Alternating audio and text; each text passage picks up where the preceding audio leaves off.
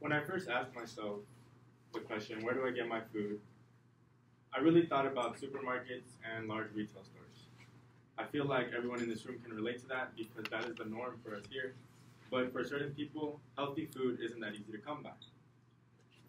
Now, in 2010, Charles J. Godfrey and other authors wrote Food Security, the Challenge of Feeding 9 Billion People.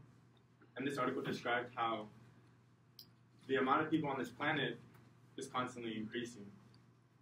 And eventually we might plateau at about 9 billion people.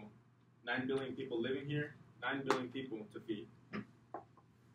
Now when I tell you that the Cal Poly Library databases are my new best friend, I'm not lying. With more than 4 days of research on this topic, I have learned so much about food production. In the next 7 to 8 minutes, I will describe what food production actually means and the efforts being put in to improve it. Now, historically, we all know that we used to be hunter-gatherers. In the middle of 2016, the J.H. Bloomberg School of Public Health wrote an article titled History of Agriculture that spoke on the topic of historical impacts of agriculture. Now, humans started as hunter-gatherers, which means that we had a section of us that went out to hunt for food, and a section of us that was important to get plants and wild fungi in order for that to be our next meal. This is an image of the San people, which is one of the few groups that are still practicing this hunter-gatherer way of living. And this is in a rural part of Africa. But the hunter-gatherer way of living here in the majority of the world, the rest of the world, wasn't kept going, and we turned to farming post 6000 BCE. Now, when we talk about farming, this is due to factors such as climate change, population density, and agriculture was adopted. Now this system, however, did cause a disparity between classes and caused classes to be created between people that were able to get this farming done and other people that weren't so lucky. Now looking into present day, when we talk about food production, we think about supermarkets. Anna Green, along with 2 more Cal Poly Ag Business majors, wrote the Bolthouse Farms case study in 2015. They mentioned how food comes from distant agricultural areas, and Bolthouse Farms, for example, has headquarters in Bakersfield, and they have some farms in LA, but their products are available nationwide. Now, people must blindly trust this process. They must blindly trust the corporations to get their food from farm to market, which will eventually end on your table and will be consumed by you. So, looking forward, keeping in mind that all this process that the stores have to go through, we want to think about what is a better way to acquire our food.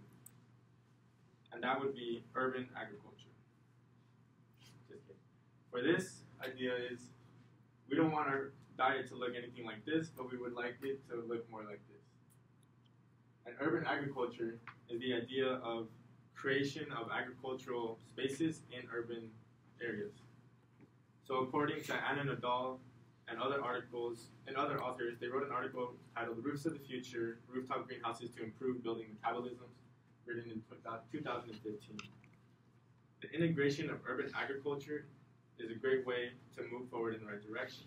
However, Nadal also speaks about rooftop greenhouses, which are an efficient way to combine urban landscaping and agriculture.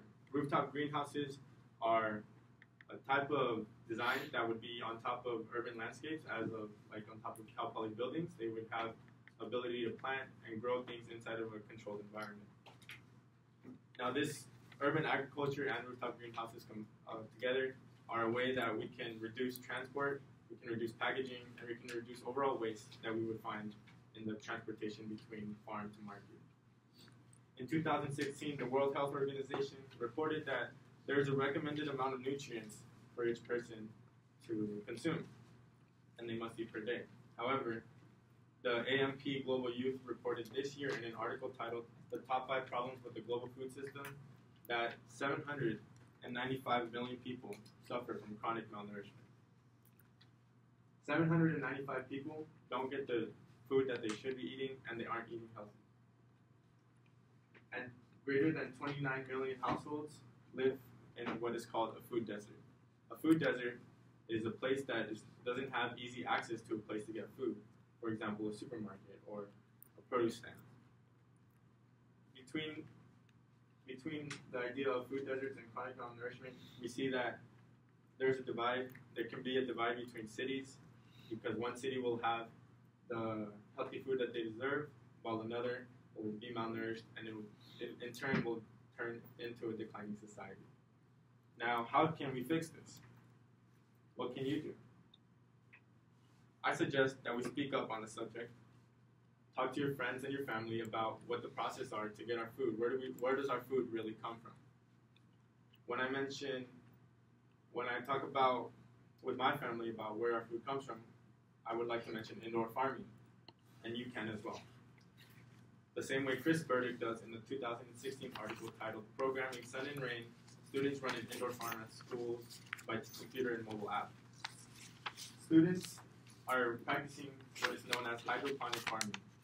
Hydroponic farming is a way to farm without using soil, and it is also indoor in a controlled environment. So if you had like a rooftop greenhouse, it could turn into a hydroponic farm, and your plants would grow in a solution of water that has all the nutrients that the plants need to survive. However, you are not having to deal with the transport and the packaging because it is going to be in your backyard or nearby. Now, in conclusion, we must keep in mind that the population is constantly increasing, and we have to feed everyone. Our progress has been made, but it must be continued, and it must be made in a way that can help everyone involved. Be aware that not everyone has access to food, and not everyone has access to healthy food. And always, as always, stay conscious about food production.